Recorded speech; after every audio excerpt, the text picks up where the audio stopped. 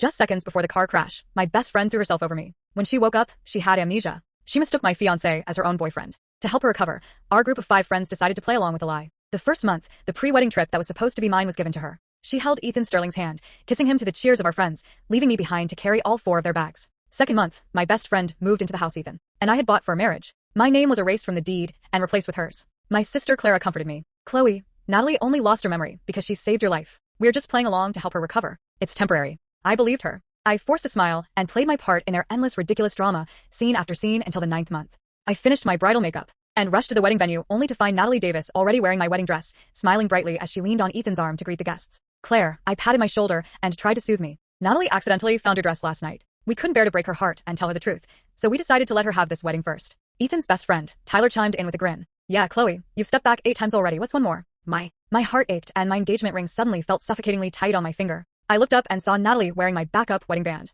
It fit her finger perfectly. That's when I realized that the wedding dress, the one that had felt a size too small on me, fit her like a glove. All the guests knew the truth, yet they still cheered and loudly called her Mrs. Sterling. It turned out that the only one who actually took this temporary lie seriously was me. I let out a bitter laugh and slipped off the tight wedding ring. If that's how they wanted it, then I would let them have their 9th and final piece of theater. The wedding ring clinked loudly as I threw it into the trash can. The 2 in front of me froze in shock. Clara frowned, opening her mouth to speak, but Natalie's squeal of joy cut her off. Chloe, you're finally here. Look at me. Don't I look absolutely gorgeous today? Holding up the skirt of her gown, chatting away as if nothing was wrong. I passed by the bridal shop a while ago and casually told Ethan how beautiful this dress was. I can't believe he remembered. And this ring, it's exactly my style. Ethan told me everything. Thank you so much for helping him plan the wedding these past few months. Chloe, I'm so lucky to have a best friend like you. I stood frozen. No wonder the dress I spent months choosing was suddenly swapped by Ethan at the last minute. No wonder the backup ring had a diamond twice the size of my original one. The wedding I had painstakingly planned was never meant for me in the first place. I let out a mocking laugh at myself. Clara panicked, quickly cutting in before I could say a word. Of course you're beautiful, Natalie. You are the most stunning bride ever.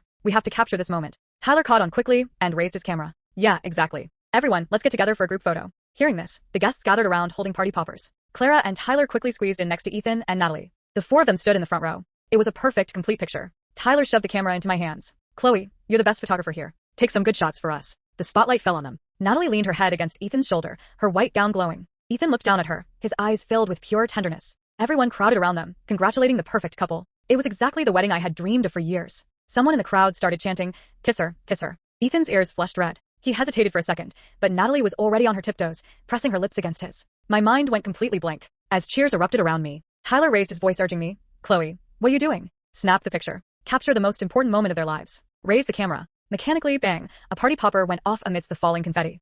I pressed the shutter. 1 shot, 2 shots, a dozen shots. Amid the rising cheers and screams, Ethan held Natalie, switching poses for one kiss after another. Everyone was laughing and smiling. I was the only one with tears stinging my eyes. After what felt like an eternity, a timid voice spoke beside me. Excuse me, miss, the reception has started. Do you need me to add a seat for you? I snapped back to reality and realized the lobby was empty. Everyone had already taken their seats in the grand hall. All 300 seats were filled. And as fate would have it, there was no seat for me. A bitter smile played on my lips. No thank you. No thank you. Since there was no room for me, I didn't want it anymore. This 5-person friendship, I was officially done with it. Leaving the reception, I submitted my resignation letter to the company. The HR manager replied instantly. Are you sure about this, Chloe? Do you need us to inform Mr. Sterling? No need to tell him. The HR manager didn't push further. All right, it's late. Please come to the office tomorrow morning to hand in your official paperwork. After confirming, I went home to pack. My phone buzzed on Snapchat. In the group chat named Natalie's Recovery Project, Clara tagged me, Chloe, did you throw a tantrum and leave again? Natalie was so looking forward to this wedding with Ethan, I couldn't bear to let her down. So we planned a mock wedding for her. We were worried you'd be upset, so we didn't tell you the truth. Tyler chimed in with his usual mocking tone. Yeah, Chloe, Natalie lost her memory saving your life. Don't be so petty all the time. Ethan sent only a few short words. Be good. I'll throw you an even bigger wedding next time. Promises like this, I had heard them 1,000 times. I waited and waited, only to receive broken promises time and time again. This time, I was done waiting. With a swipe of my finger, I left the group chat. Then I turned back to my packing. Under my pillow, I found a journal. It was the love diary Ethan had written for me the day Natalie moved into our house. Worried she would feel uncomfortable, the 3 of them threw away our couple photos and our customized couple ornaments. I erased every single trace of my history with Ethan. Only this journal had been secretly hidden by me. It had been my only comfort through countless sleepless nights, helping me survive the pain. But from now on, I didn't need it anymore. I tossed the journal into the trash. I turned around only to notice that the roses I had planted on the balcony had been replaced with sunflowers. The once minimalist walls were now covered in her cute stickers. Without me realizing it, Natalie had slowly filled every corner of my home, erasing me piece by piece. Natalie was barefoot, clinging to Ethan's arm, and walked out without looking back. Oak chicken wings for Natalie, braised pork for Ethan, fresh juice for Clara, potato chips for Tyler, dozens of items meticulously listed. Not a single thing was for me. Once again, I was completely excluded from their world. My heart went entirely cold. I didn't want to waste my breath arguing. I hung up the phone and blocked his number. The next day, carrying my resignation letter, I hadn't even stepped through the office doors when Natalie rushed toward me, followed by an aggressive crowd of reporters. Before I could react, Natalie slapped me hard across the face. A notebook was thrown to the ground, splaying open before me. It was the love diary Ethan had written for me, the one I had thrown in the trash yesterday. Chloe Miller, I was wondering why you refused to leave my husband's house. It turns out you've been fantasizing about my husband in this diary every single day. We're supposed to be best friends. How could you do something so disgusting? My head spun from the slap. Before I could catch my breath, the reporters swarmed me, shoving microphones and cameras into my face. Miss Miller, is it true that you stayed as Mr. Sterling's secretary for 6 years, even turning down high-paying executive offers from other companies just to climb into his bed? Have you been staying at Miss Davis's home these past few months just to steal her husband? The blinding camera flashes made it impossible to open my eyes. Passers-by stopped to watch and a wave of insults washed over me. My head spun, but I couldn't take it anymore. I screamed out the truth. I didn't write those diaries. Ethan wrote them for me. You're the one with amnesia. You mistook Ethan as your boyfriend. The person Ethan was supposed to marry was me. The crowd fell silent for a second. In the next moment, Clara pushed through the crowd and rushed at me. Lap, lap. Another hard blow landed on the other side of my face. With tearful eyes, Clara turned to the cameras and apologized. I'm so sorry, everyone. My sister's been obsessing over Mr. Sterling for years, but I never imagined she would write something so disgusting, let alone slander Mr. Sterling like this. Holding my burning cheeks, I stared at her in utter disbelief. Tyler and Ethan pushed through the crowd and stepped forward. Tyler sneered at me. Chloe, you're trying to steal Natalie's husband. Are you really that desperate for a man? Ethan suppressed the guilt in his eyes and spoke with cold composure. Miss Miller and I are just ordinary colleagues. We have never crossed any boundaries. My only wife is and always will be Natalie. The very last spark of hope in my heart was brutally extinguished. The crowd jeered mockingly. I knew it. How could Mr. Sterling ever want to marry someone like her? She must have fabricated the whole diary, fantasizing about her best friend's husband and then turning around to frame them. What a pathetic bitch. The harsh words pierced my ears like needles. In the chaos, someone shoved me hard from behind. I lost my balance and fell painfully onto the hard pavement. Ethan's eyes contracted. He instinctively stepped forward to help me, but Natalie grabbed him, clutching her head in pain. Ethan, my head hurts so much. The three of them panicked, instantly rushing to help her away. I looked down. A pool of blood was slowly soaking through my pants. Seeing the blood, the crowd gasped in horror. The reporters and onlookers finally began to scatter in panic. Right before I blacked out from the excruciating pain, my phone buzzed with a message from Ethan. Natalie's condition will worsen if she finds out the truth. Called an ambulance for you. Consider today a lesson. Don't ever say things like that again. Ethan, you got your wish. There will never be a next time. When I opened my eyes again, the doctor handed me a medical report, his eyes filled with pity. I'm sorry, Miss Miller. We couldn't save the baby. My mind went completely blank. I stared numbly at the miscarriage report. It turned out I had been pregnant for 2 months. I had lost my child before I even knew she existed. Sharp, agonizing pain ripped through my chest. My phone buzzed. Natalie had sent me a photo of her own pregnancy test. My entire body went rigid. Her messages kept coming. Chloe, let's be honest, my amnesia actually cured 6 months ago. But I fell in love with Ethan, so I decided to keep pretending to play along. I saw your medical checkup report. I knew you were pregnant. Today was entirely intentional. I am the only one allowed to give Ethan a child. Look around you. Everyone is celebrating my baby's arrival. In our world of 5, you are nothing but trash. She forwarded a screenshot of a group chat. The group name was the Core 4. I wasn't in it. I scrolled through the messages. One by one, the 4 of them were chatting excitedly. In just 3 hours, they had sent thousands of messages. They talked about who would be the godparents and how to decorate the nursery. They discussed baby names and wondered if the child would look more like Ethan or Natalie. My heart froze over completely. I took the miscarriage report and signed it. Then I handed it to the doctor along with my resignation letter. Doctor, please deliver these to Ethan Sterling for me. Since I was nothing but trash in their world of 5, then for the rest of my life, I wouldn't leave any room for them either. On the other side of town, Natalie was gently rubbing her belly, surrounded by the adoration of Clara and Tyler. Watching the scene, Ethan felt a nagging headache. That night, he had drunk too much. In his drunken stupor, he had mistaken Natalie for Chloe. He didn't expect her to get pregnant from just that one night. Ethan sighed heavily, trying to reassure himself it was fine. Chloe would understand. He would make it up to her later, just like he had done countless times before. Yet for some reason, an indescribable sense of dread washed over him. Making an excuse to get some fresh air, Ethan stepped out of the ward and dialed Chloe's number. The call wouldn't go through. He had been blocked. He tried sending a message on Snapchat.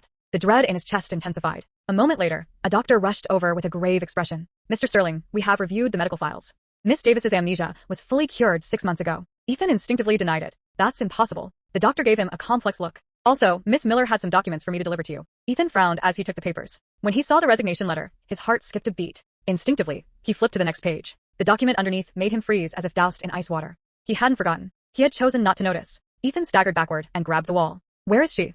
The doctor hesitated. She left. Left where? She didn't tell us. Ethan pulled out his phone and called her again. Blocked. He called from another number. Blocked. He tried Snapchat. Nothing. Then he saw something on the floor. A small silver bracelet. He recognized it immediately. He had given it to Chloe on their 3rd anniversary. She had worn it every day since. Ethan picked it up with shaking hands. And for the first time in 9 months, the man who had always told Chloe to be patient, be understanding, and play along with everyone else realized something terrifying. There might not be a next time. Across town, Chloe sat alone in the back of a taxi with a suitcase beside her. Her face was swollen from the 2 slaps. Her stomach still hurt. But the worst pain was somewhere much deeper. She stared through the window as the Sterling estate disappeared behind her. That house had once been her future. Now she couldn't understand why she'd ever begged to stay. Her phone buzzed. Unknown number. She ignored it. Another message arrived. Ethan, please tell me where you are. She deleted it. Then another. Ethan, Chloe, I'm sorry. Deleted. Then another. Ethan, please let me explain. She laughed. Explain what? That his fiancé had been replaced by his mistress because everyone thought it would be fun? That her best friend had faked amnesia for 6 months? That her own sister had slapped her in front of hundreds of people? Or that her unborn child had died because everyone was too busy protecting Natalie's feelings? There was nothing left to explain. The taxi stopped outside a small apartment building. The driver opened the trunk. Chloe paid him, grabbed her suitcase and walked inside. She had barely reached the 3rd floor when someone stepped out of the elevator. A man in a dark suit. Tall, handsome, and holding a folder. He looked at her swollen face, then at the suitcase. Chloe Miller? She frowned. Yes. He handed her the folder. My name is Adrian Vale. I'm the legal director of Sterling Holdings. Her expression hardened. If Ethan sent you, save your breath. Adrian actually smiled. Ethan didn't send me. That made her pause. I was sent by your father. Chloe's hand froze around the suitcase handle. My father died 12 years ago. I know. Adrian opened the folder. That's why this is going to surprise you.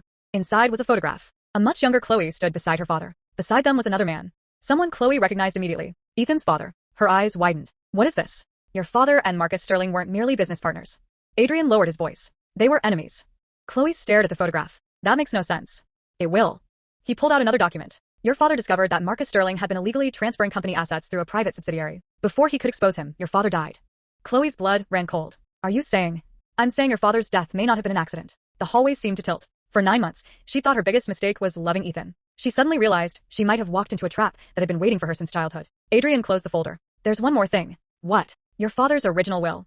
He handed her a sealed envelope. Her hands shook as she opened it. Inside was a handwritten letter. Only one sentence had been underlined. If the Sterlings ever turn against you, trust no one in that family, not even the person you love most. Chloe stared at the words. Ethan's face flashed through her mind. Then Natalie's. Then Clara's. Tyler's. For people. For smiles. For betrayals. And suddenly, something Natalie had said came rushing back. I saw your medical checkup report. Chloe slowly looked up. How did Natalie get my medical report? Adrian's expression changed. That's exactly what I was hoping you'd ask. He took out his phone and showed her a screenshot. The file had been accessed from the Sterling Holdings medical database. The login belonged to Ethan's private assistant, but underneath it was the authorization code. Chloe recognized the final 4 digits. They belonged to Clara, her own sister. Chloe's fingers tightened around the paper. For 9 months, she had believed Clara was the only person protecting her. Now, she wasn't so sure. Meanwhile, back at the hospital, Ethan returned to Natalie's room. She was surrounded by flowers. Class at beside here. Tyler was ordering champagne. Everyone was celebrating the pregnancy. Ethan stood in the doorway, staring at them. Natalie smiled. Ethan, come here. The baby kicked. He didn't move. Who accessed Chloe's medical records?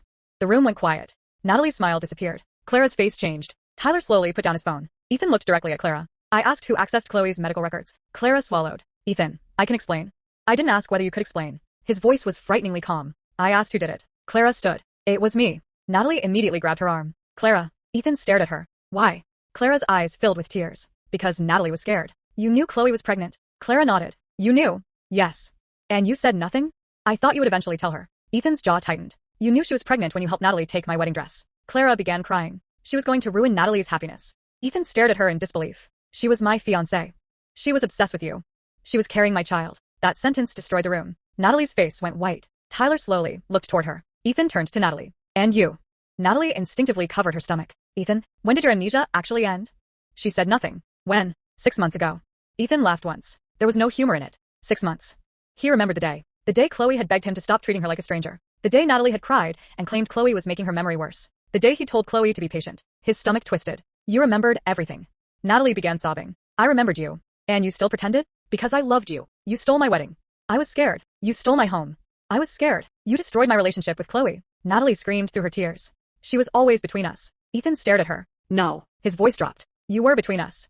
Natalie froze. For the first time, she looked afraid. Ethan turned and walked toward the door. Where are you going?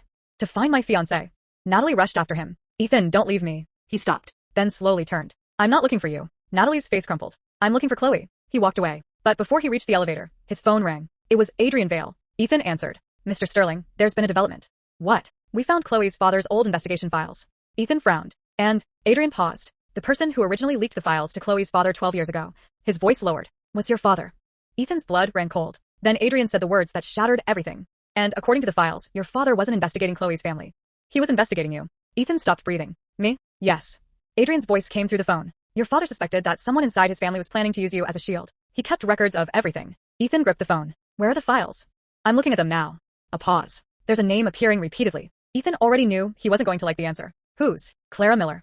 His stomach dropped. That's impossible. Then you should come see the files yourself. Ethan hung up. Behind him, Natalie was still crying. Ethan, please. You can't leave me like this. He looked at her. For months, he'd convinced himself every sacrifice had been necessary. Every time Chloe cried, he told himself it was temporary. Every time Chloe was pushed aside, he'd promised he'd make it up to her. Every time Natalie asked for something, he'd given it to her. Now he understood what those promises had been worth. Nothing. He walked away. Chloe sat across from Adrian in a private office, 2 hours later. Spread across the table were old bank statements, photographs, contracts, and handwritten notes. She picked up one photograph. Her father stood outside an office building. Beside him was Marcus Sterling, and standing several feet behind them was Clara. Chloe's eyebrows drew together. How old was Clara here? 17.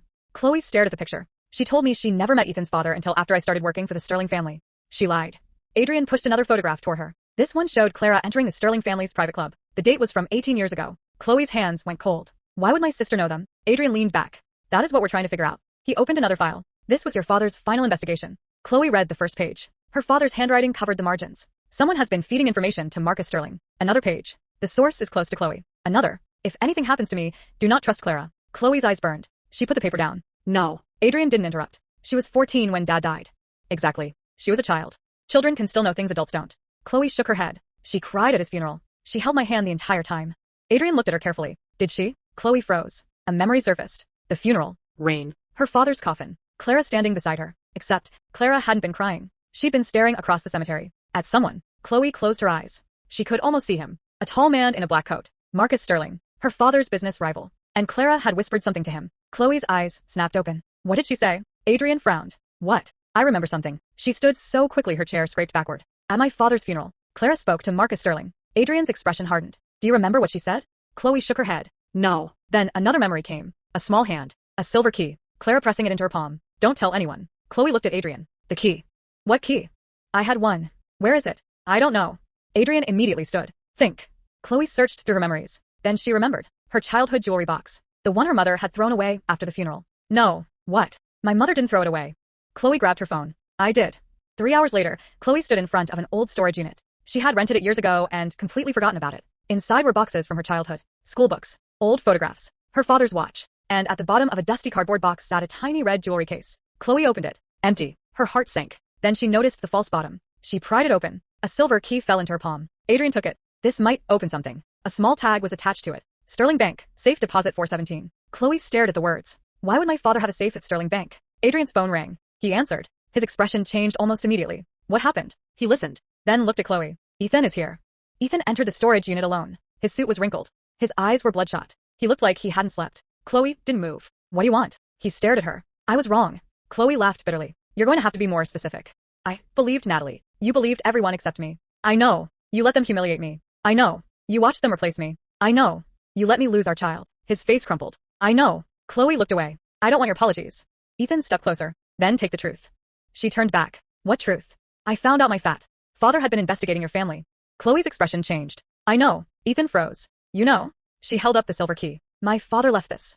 Ethan stared at it. Then his eyes widened. That key. What? I've seen it before. When? My father had a photograph of it. Chloe's heart pounded. Where? In his study. She stepped closer. Ethan, what was he investigating? Ethan hesitated. You. Chloe's blood ran cold. Me? Not you specifically. He swallowed. Your family. Before Chloe could respond, Adrian's phone rang. He answered. Hello.